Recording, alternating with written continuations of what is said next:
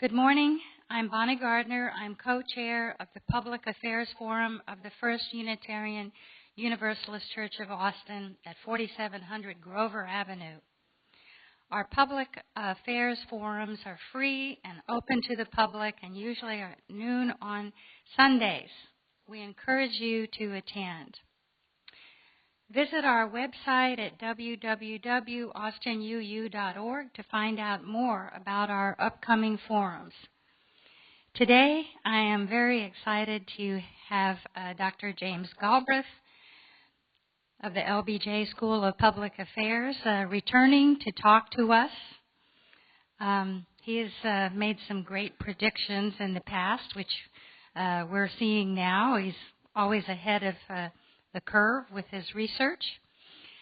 He's discussing his newest research on economic trends since the financial crisis of 2008, the problem of growing concentration of wealth in the hands of a few, labor force issues relating to globalization, job outsourcing, and job obsolescence. He'll address the social and political risks of deregulation of big business for all of us. He holds the Lloyd M. Benson Jr. Chair of Government Business Relations at the LBJ School of Public Affairs. He's also a professor in the Government Department. One of his most recent books is Inequality and Instability, a Study of the World Economy. He's an economist by training. He served on the staff of the U.S. Congress in the 80s and helped organize congressional oversight of the Federal Reserve. In the 1990s, he served as Chief Technical Advisor for Macroeconomic Reform to the People's Republic of China. He's been a senior scholar with the Levy Economics Institute and chair of the Board of Economists for Peace and Security. In 2012, he was president of the Association for Evolutionary Economics. Welcome again, Dr. Jamie Galbraith. Thank you.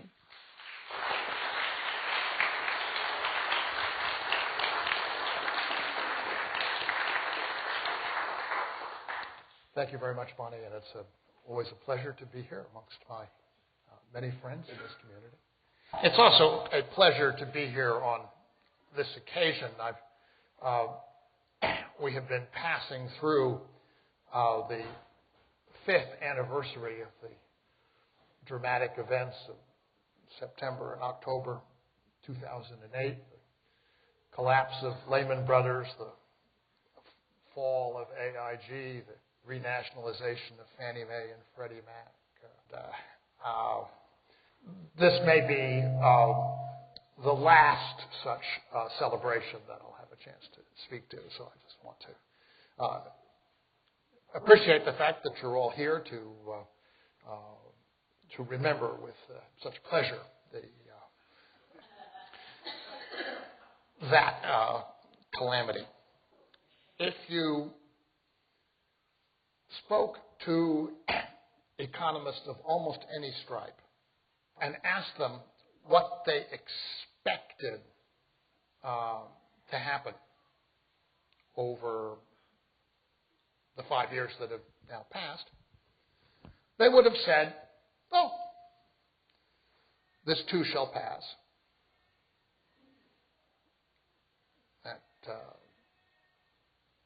the economy will recover, will be back more or less to where we were, perhaps even to where we would have been if these events hadn't happened. And that's clearly not the case. And so what I want to speak about this morning is to reflect a little bit on the frame of mind that existed up until this moment 5 years ago, and for a good while beyond, and how we might consider rethinking that frame of mind, that worldview, that perspective, that set of expectations. Because I think it's important at this stage that we recognize that the difference between the experience that we've actually lived through and what our professionals in the field thought would be the case is an important difference. It's a difference which has significant implications for thinking about what we should be doing now. So we could ask ourselves, how is it that someone who is trained as a professional economist forms a vision or an expectation of the future? And the answer to that, certainly in my professional lifetime, has been that they do so on the basis of a statistical record, of a history that gives them a sense of what was normal, and that by and large, that history begins with the creation of a continuous statistical record for economic activity and performance that really took its mature form only in around 1945. That is to say, with the end of the Second World War. And history before that, which had a very different pattern, plays a very minor role in the way in which our sense of what is normal is framed. Of course, if your attention is focused on this 60 years or so since World War II, then and if it's focused in particular on the experience of this country, the United States, then it's not difficult to form a single kind of coherent view in which there is a phenomenon called economic growth, which has a fairly steady trend, occasionally interrupted by what economists describe as shocks, that is to say, temporary disturbances, from which the economy, which has an enormous amount of inertia, a long-term growth path governed by population growth and productivity growth, is prone to recover. So this is a case of a patient who occasionally gets sick but always gets well and is never the worse off for having experienced an illness. From that basic idea, economists have framed the notion of a potential for production and employment. And when the actual performance is below that potential, they speak in terms of something called a gap, an output gap or an employment gap. And the task of policy, when you've passed through an experience which disturbs the economy from its basic trend, is to bring it back. There are disputes over how to do that and over what time frame it can best be achieved. And you have the more aggressive interventionists on the liberal and Keynesian side who say the thing to do is to move as quickly as possible, cut taxes, raise public spending, and close the output gap as quickly as possible so people don't experience a lot of long-term unemployment. And that's the position, for example, of my friend Paul Krugman. And then on the other side, on the conservative side, you have the view that while the government really can't do that very effectively, it gets in the way. If it tries to do it, it will tend to come in too late at best, and so the best thing to do is just let the economy take its natural track back to high employment and prosperity. And that's the position of the followers of Friedrich von Hayek and many conservative figures in our discussion today.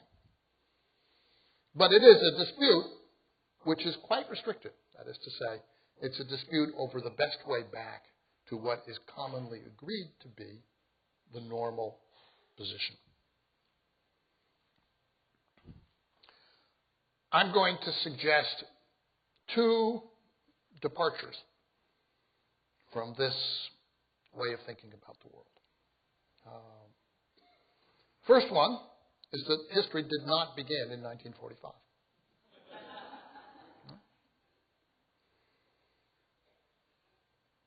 There were significant, even in the phase that we'll describe as the capitalist period of world economic history, significant developments before the end of the Second World War, including the Great Depression,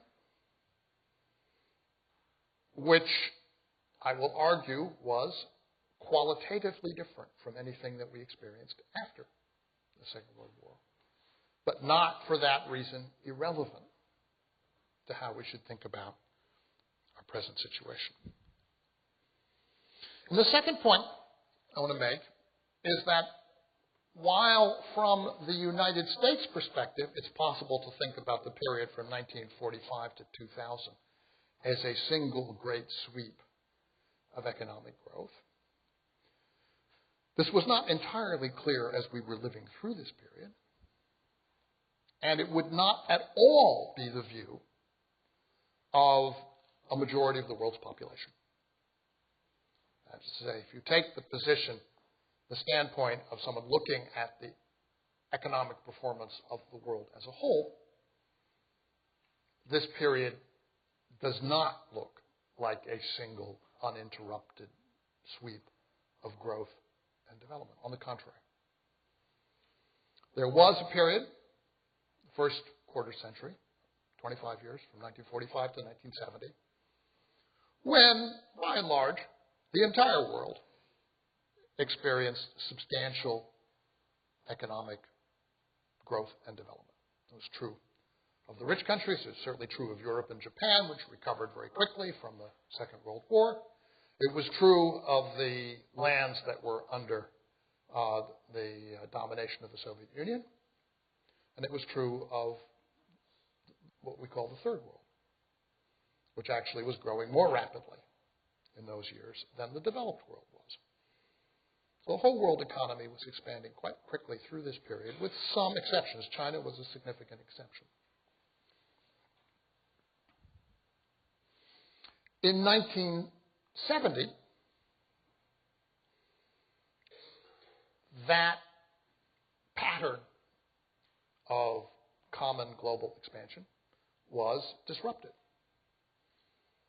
Disrupted by, first of all, recession in the United States, and by, in 1973, the enormous increase in oil prices, by the breakdown in 1971 of the international monetary system known as Bretton Woods, and through the 1970s by financial disruptions and ultimately the large oil price increases in 1979.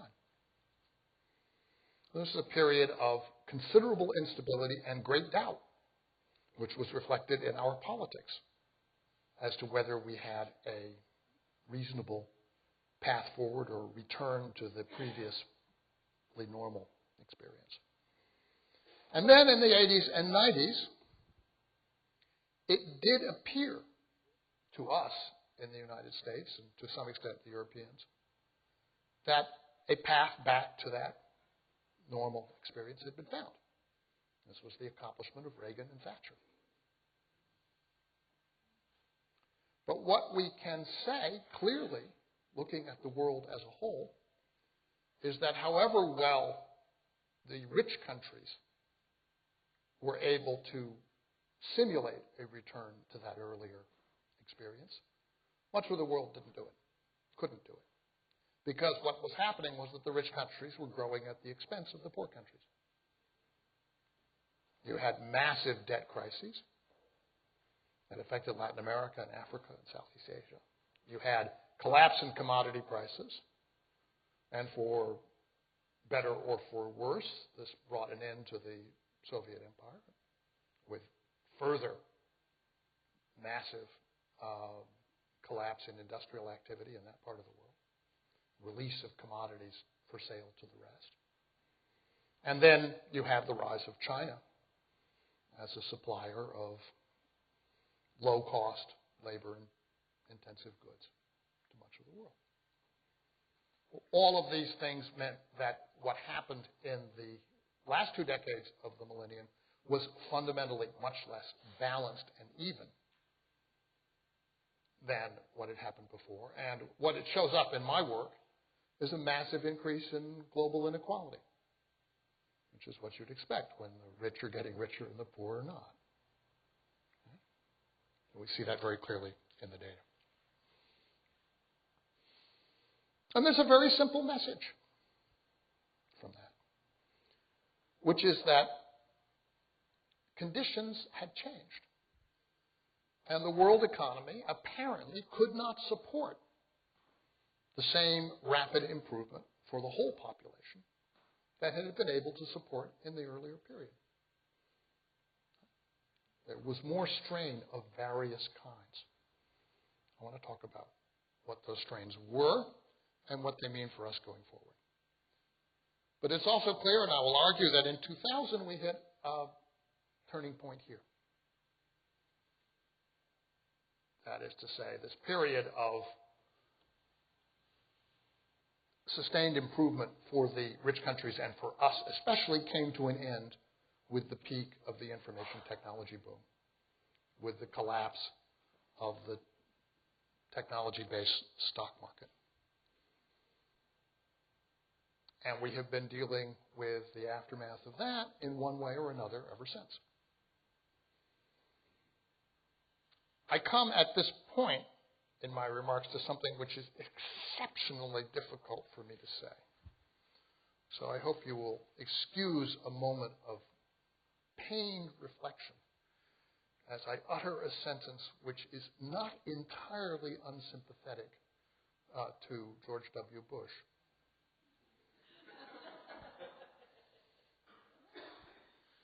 But the reality is, as much as I would like to say, well, Bush got in and the world went to hell, the reality is that Bush came in at a moment where he was facing conditions that one could not wish on a nicer guy.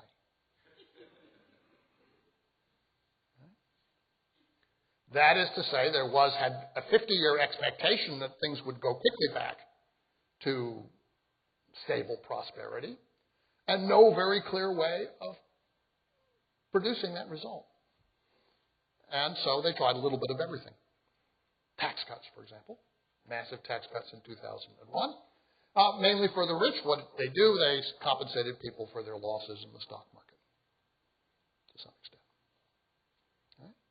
Wars. 2001, too small really to make a difference economically. 2003, a little bit bigger. Did make some difference for a very short period of time, the invasion of Iraq, in terms of providing spending power and stimulus in the U.S. economy. The problem with a war is that when it plateaus, that's the end of the effect. I mean, that's not the problem with a war. It's not the only problem with a war. But from a purely statistical point of view, 2004, Bush's administration told Congress to send up any appropriations bill they wanted. They would sign them, and there was more public spending, which got him scraped through that election.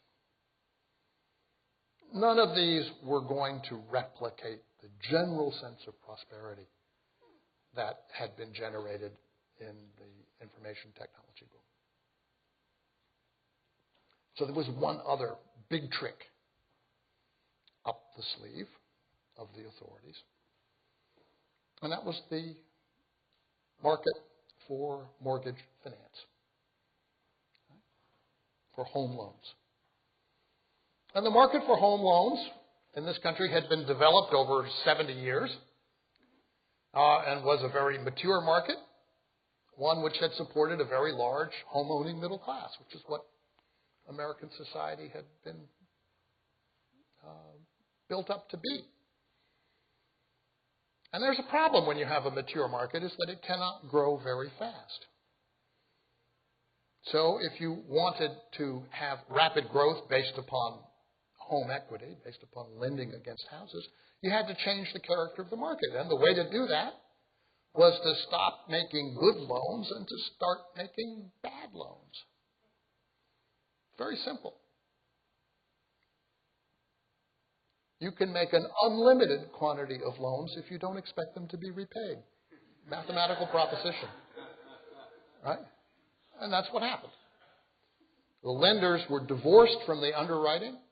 They made their money on originating the loans, on selling them to gullible investors around the world, especially in Europe, on the presumption that by the time the whole thing collapsed, and it was certain to collapse, it was built to collapse, the particular people making the loans would be rich and out of there. There is even a language about this, I'll be gone, you'll be gone. IBG, YBG was an expression of the day in that industry. And it did collapse, of course, in 2007, with the culmination coming in the fall of 2008.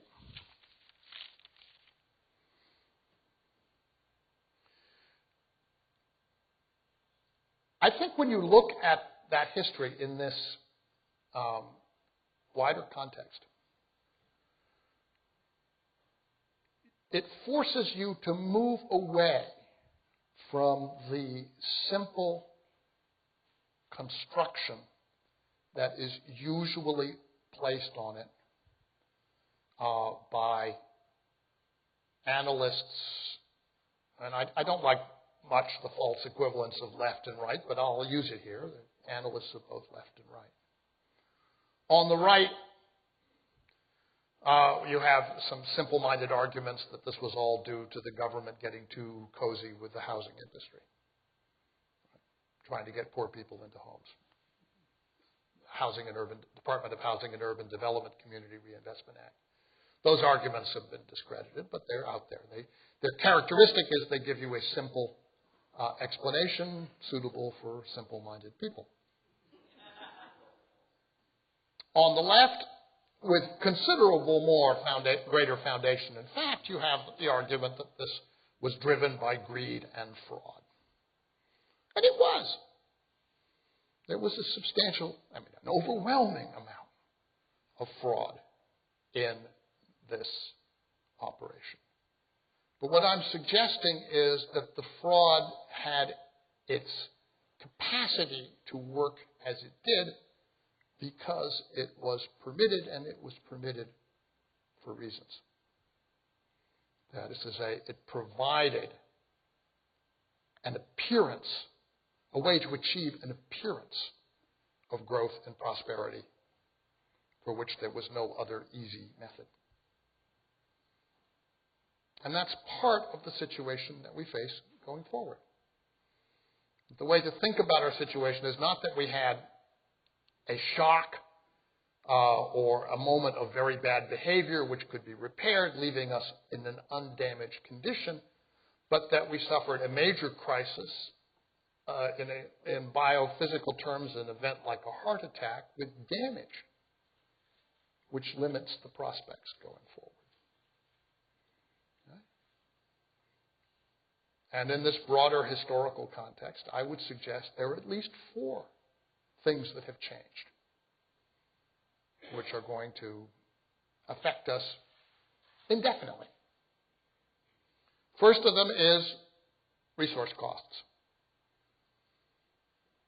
The period from 1945 to 1970 was the period when the price of oil was set here in Austin, Texas by the Texas Railroad Commission, because the job of setting the price was a matter of restricting the output of the wells in this region in order to keep the price from collapsing. That ended in 1970. The locus of control over those prices shifted overseas to OPEC and now to basically to the Saudis. And that reflects the changing physical foundation of the energy industry. Is that going to change back with shale oil? That's an open question. With shale gas? An open question. I think the best answer to that is, if so, only for a relatively limited time. We don't know the answer to that for sure, but that's what I get from the people who are studying this most closely. Is it going to change? How is climate change going to affect us? I think the answer to that is not for a while, very seriously eventually, but not immediately. Our immediate problem is that prices of resources are both high and very uncertain going forward, and that affects the business climate in a way that a resource-using country finds to be problematic. Secondly, there was a period, and again this was ending in the 1970s with the Vietnam experience, but has definitely ended now with Iraq and Afghanistan, a period when the United States had a kind of authority in the world that came from military power. And I think what has happened and what we have learned and what certainly our armed forces know very well from their own experience is not that they have failed in their ability to project power, but that power itself has lost its capacity to control events in the world. And that's a function of technologies, legal arrangements, the process of development itself, the value placed on the lives of combatants and non-combatants, all of which have created a situation in which I don't think anybody believes what, let's say, people who supported the invasion of Iraq believed in 2003, that there is some way to take over and control and reconstruct a large country that doesn't want to be taken over, controlled, and reconstructed. And as a result of that, and we see this in Syria, we are going to be very cautious about committing military force in the future. That's a good thing. That's a realistic thing. But it also creates conditions that we haven't faced before. A third thing that seems to me to be important is the long-term implications of the technology revolution that peaked in economic terms 13 years ago, but that still goes on as the basic technologies continue to develop and continue to be implemented in area after area. And we end up in a world where basically everybody carries around one of these and nothing else, right? You just need some clothing and a smartphone and you're done. It's, where you once needed a typewriter and a telephone and maybe even a tape recorder and even an automobile. I mean, you can't actually fly on these things yet, but you can get a pretty good simulation of that experience, I imagine. You now have one little device, which becomes a kind of universal expression of all these functions. What does that mean for the economy? Well, there is some improvement in living standards that's associated with that. But the most important thing, it seems to me, is the reduction in the demand for labor. Lots and lots of things which previously required people to do them don't require very many people anymore. And so we are faced with a situation which is quite similar to the effect of a century ago that the internal combustion engine had on the horse. That is to say, it left a lot of them unemployed.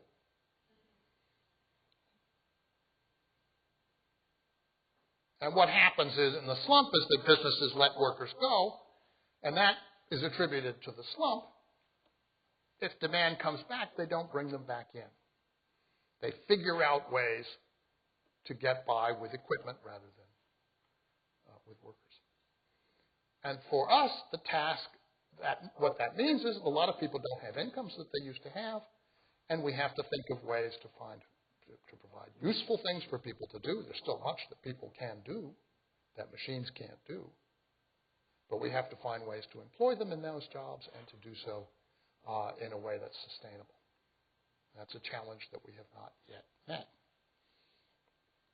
And the fourth thing, which seems to me to be hanging over us, is the consequences of having tolerated the takeover of the financial system by the architects of a vast fraud.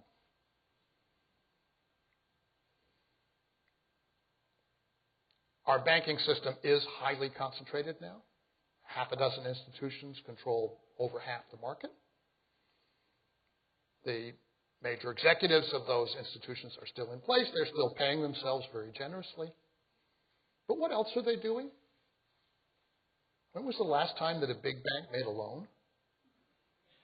Okay, I exaggerate slightly, but the idea that the banking system exists to underwrite business risk is something which is upheld in the community banks and the regional banks and the credit unions. But it's not been the business model for the mega banks for a long time.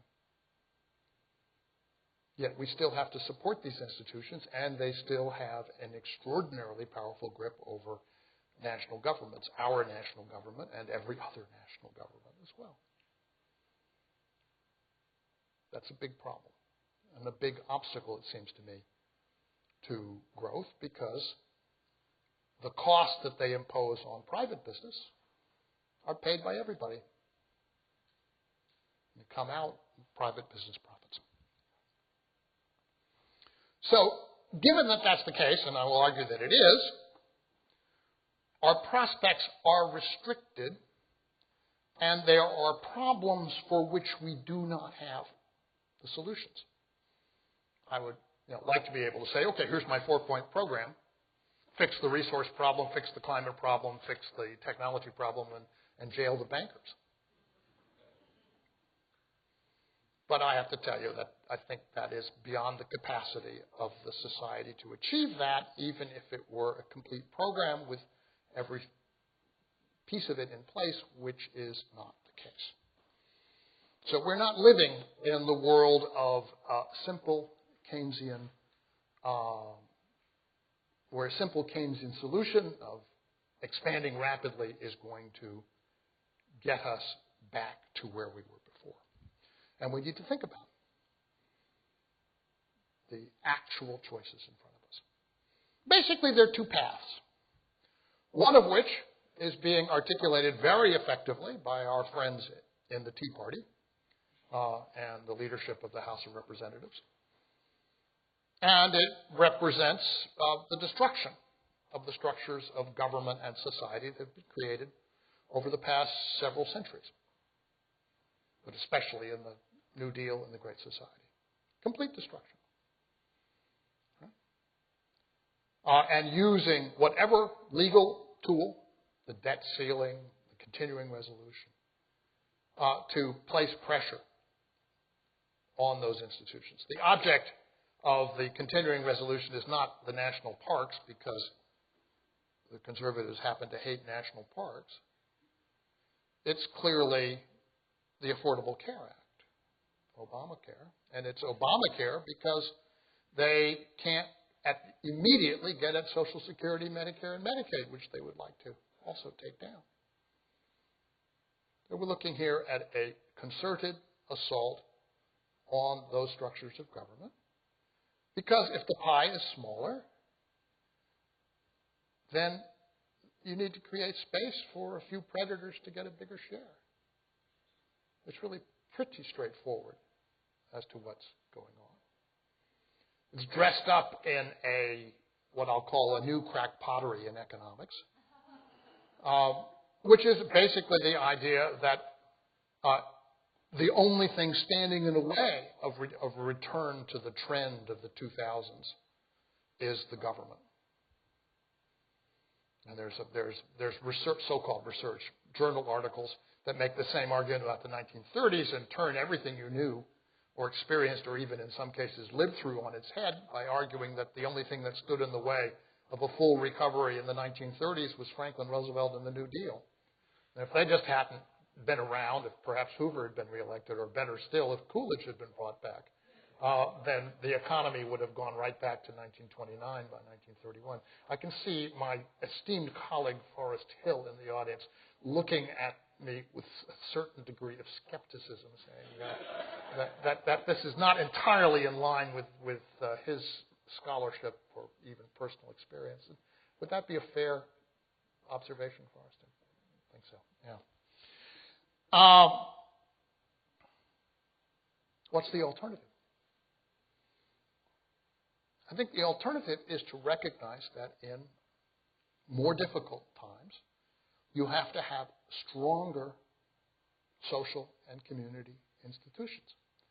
And you have to make a very robust defense of the ones we have. I am not offering an ambitious program to rebuild the world and to return us all to high mass consumption. I think our first priority should be to protect the vulnerable and to stabilize the society that we have at its core community institutions. We have effectively functioning institutions. They're not perfect. But Social Security, again, Medicare, Medicaid, especially if it were expanded, as we are not seeing happening in Texas and other parts of the South. The Affordable Care Act, once they hire a few decent programmers and get that job done. Public education. Public universities, of which I'm a committed partisan and member. Our cultural institutions. These things are what make us into a successful, functioning society. What we observe in parts of Europe today, and I have been in Greece numerous times, and also Spain and Portugal, which are not as hard hit, but still very precarious. What we observe in Europe today are countries which have had, up to a point, social institutions that are now breaking down. And the fact is that when that happens, there's an enormous amount of human misery because an enormous part of the population cannot be protected without those institutions. Their pensions go away. Their ability to live in their houses goes away. They have no food assistance. And they end up, often elderly people, on the streets, begging. It's a sign of a kind of social breakdown, which we're not entirely immune from here, but we are protected from the worst of it by the institutions that we have. And this just brings me, I'll make a final comment about the political situation that we're in now. The outcome that I fear the most is a compromise that opens up the government at the expense of the population, at the expense of the people, by insisting that we do something insidious that will weaken the protections against not just poverty, but against social dissolution that we in fact have. Social Security, Medicare, Medicaid, food assistance, unemployment insurance, deposit insurance, the Affordable Care Act. And that's where we should draw the line.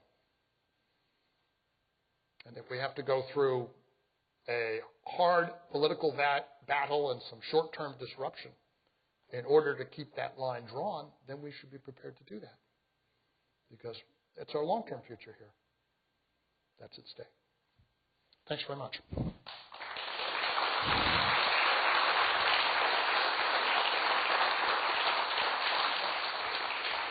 Okay, we'll start with our questions. Michael Leberkian. Thank you for being here. I really appreciate your work and intellect. But I'm worried about my retirement, my muni bonds, the income from that, the AAA insured aspects of our society. I'm worried about inflation, the worth of the U.S. dollar. and the power of the U.S. when our reserve currency is threatened. And so my basic question is, should I keep seeing my geriatric psychiatrist who specializes in paranoia? I'm all in favor of keeping all professionals at work, whatever their specialization is. And on the whole, a psychiatrist who specializes in paranoia is to be preferred over an economist who specializes in paranoia. But having said that, do I think the United States is going to be dislodged from a somewhat special position in the world only by the action of the U.S. Congress? Only the Congress can do that. The world itself is actually amazingly tolerant of the United States and has been for a long time. And we have been all enormous beneficiaries of that tolerance. And if you ask now, there may be a few mischievous forces out there that would, that are anxious to damage us, but they're not of any consequence. You can see this in the Syria matter. It was the Russian foreign minister who pulled our chestnuts from the fires on that, created an out that was otherwise not available, and got us away from something that we knew was likely to end badly. You have the opening to Iran at the moment. It clearly shows that even the most hostile country is possibly maybe move from that path, if we'll move from it. The Chinese always play a very conservative game. They hold an enormous amount of their debt. Are they anxious to see anything bad happen to us? No, I don't think so. And you have the North Koreans. I would worry about the North Koreans, but in the larger scheme of things, that's not so. It could be worse. We have a question from Dale Beulah. Thank you for briefly mentioning climate change. Yes. It seems to me that with recent studies showing that our coolest days now we'll never see again, and that the warmest days we have now will be equivalent to our coolest days in the middle of the century. Mm-hmm. It seems to me that one aspect would have far-reaching economic consequences than oil, water, anything else if we have mass evacuations of people. Why do we not read about economic impact of this other than just saying that we're a bunch of tree huggers? It's an excellent question, and I share your view that we are heading down a very dark path on this issue. I could abandon the rather prosaic issues that I have some competence in order to talk about these. And perhaps I should have done that. I'm not the person who has the deep expertise and authority in these questions, but I agree they're more important than anything I've spoken about. Much more important, and we will pay a huge price for failing to deal with it. It's not the issue that covers this little question of what our economic policy is and ought to be in the next, over the next 5 years. But I do think I'm trying to craft an approach here which is consistent with the need to reduce climate impact globally. And if we don't do that, of course, it's the next 2 generations that will have to live through it. We have a question from Leslie Cunningham. Would you stand, please? Yes, as far as our local big public university goes, I wonder if you have, or what your opinion is on the Business Productivity Initiative there and the report Smarter Systems for a Greater UT that came out. And I know there's been some stuff in the news in the last couple of days, but that's just the tip of the iceberg. 500 jobs going away. There's also big plans in this to privatize, to outsource probably a whole lot more jobs than that, maybe thousands of jobs at UT, which means more economic inequality, insecurity, all sorts of things that you've been talking about. I have talked a bit to some of the staff who are affected by this, and I have talked to colleagues who have experience in other universities that have gone this route. And I think it is important to take up and take seriously the statements by the administration at UT that they want a full discussion of these questions, and that full discussion should include the people affected who are also the competent observers. What we seem to have so far is a study that was entirely done from one point of view, which is to say outside business interest. Let me just give one example here. I'm not entirely sure who should run the parking garages at UT. That's a question we could discuss. But we have a lot of staff at UT who are handle buildings maintenance and security. And having permanent staff in those functions who are there every day and who you get to know and who take pride, have a pride of workmanship in the maintenance of our facilities is an enormous advantage. If you privatize that function, then what you're going to have are a transient employee, and when you have, let's say, issues of petty theft or lower quality, it's going to be much harder to deal with them. It's going to mean a decline in the quality of the facilities that we have. So this seems to me to be a kind of question that should be discussed seriously, and not just from the standpoint of whether there's a monetary saving from getting a less expensive workers into those jobs. I do know, for example, I believe it was at the University of Tennessee at Knoxville, that they did privatize those functions, and they deprivatized them because it led to very adverse, very serious problems. So you have, for example, laboratory equipment that needs to be kept secure all through the science and engineering departments.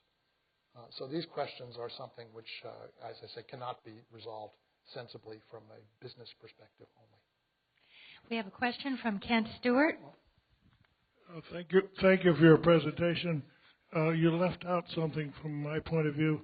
We have a decrease in jobs due to robotics. We have a decrease in jobs due to internationalization of our market. Where is the new economy that will support the growth in population and support the jobs that are being lost to these other systems if we are to maintain our standard of living? I must say I missed the thrust of that question through the sound system. It had to do with jobs and with how do we maintain our standard of living with elimination of various jobs? What is the future course there? Yeah. But I think the important thing here, there are two issues that are that bear on this. One is that for a lot of the work that we used to do, fewer people are needed. It's true of manufacturing, and it's true in office work in particular for the reason I gave.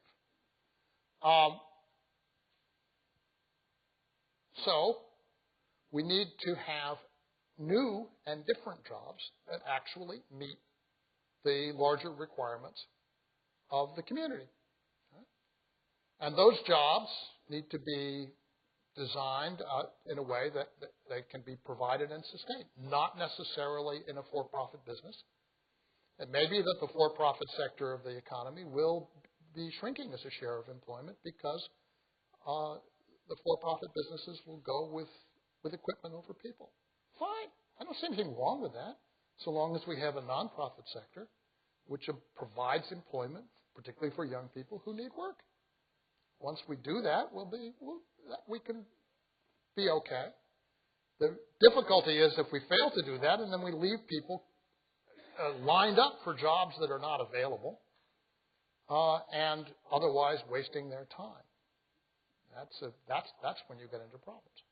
And the second aspect of this concerns workers who are older, right, whose skills may be quickly devalued by new technologies or by changing patterns of resource use and so forth. And we need to recognize that we have the means to allow people to leave work, do something else with the rest of their lives comfortably, perhaps at an earlier age. One of the things that I thought would have been very sensible in the wake of the crisis would have been to create a little window, let's say 3 years, when if you were planning to take Social Security at 62 at a discount, you could take it at 59. And if you were going to take it at 62, you would get the full benefit. And allow people who were hanging on to their jobs because they couldn't afford to retire, to get out. This is what a university does when a professor like myself blathers on too long in the classroom. They put a little extra money in your retirement fund and off you go. It's not a bad way of dealing with a problem. We have a question. We have a question from my Public Affairs Co-Chair, Leslie Kearns. Thanks for being here. I wanted to go back to the climate change issue and say that it seems to me that a carbon tax would potentially change a little bit of the equation on the cost of energy, make renewables more competitive, and potentially it's the only thing I really see that I would think could help with the climate change issue. What is your opinion on carbon tax? I am for any experiment that might have some effect, but ultimately, if you want to curtail the emission of greenhouse gases, you have to leave the coal in the ground. Very straightforward. Very straightforward. Right now, we are in the process of simply shifting the basis of domestic consumption toward natural gas. And where's the coal going? It's going to China. Right? I was in Missoula, Montana a few months ago, and someone told me, I don't know if it's entirely true, that there were 60 trains a day passing through that town. Right? Well, that's not going to... It doesn't get you any further forward because the carbon goes into the atmosphere. It doesn't matter from where. So you just have to leave it in the ground. And you have to work comprehensively on the world community to do the same thing, because it doesn't help if we leave ours in the ground and then it comes out of the ground in Australia at an accelerated rate. It's a tough problem. We have a question from Jack. Thank you. I have several questions, but I'll only ask one of them.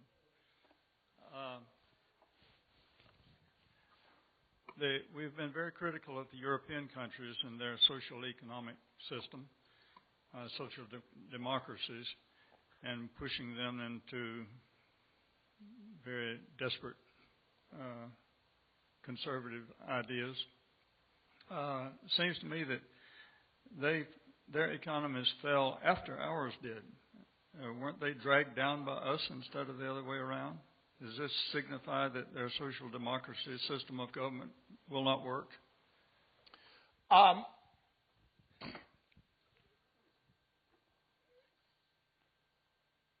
It's, I think, clear that the mortgage finance debacle in the United States triggered the European financial crisis. And the mechanism is very simple. If you're an investor, you hold toxic U.S. assets and you also hold Greek bonds. When you realize you're going to take losses on the toxic U.S. assets, you also dump the Greek bonds. That's what happened. Were the Europeans in better shape than we were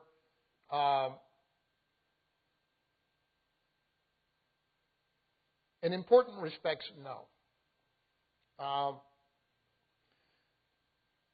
The most important problem that they have is that they had no safety net for the small countries on the periphery. Ireland, Greece, Portugal, even Spain.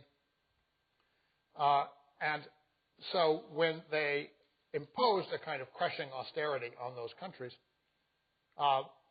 there was no compensating flow of incomes to them. Investment programs actually were curtailed, and I can describe the situation in Greece where pensions, for example, were cut to €1,100 a month maximum for even professional pensions. So you have people, for example, who left here, Greek Americans, went to Crete to join the university faculty on the expectation they'd retire at a decent income, and they're pauperized by this.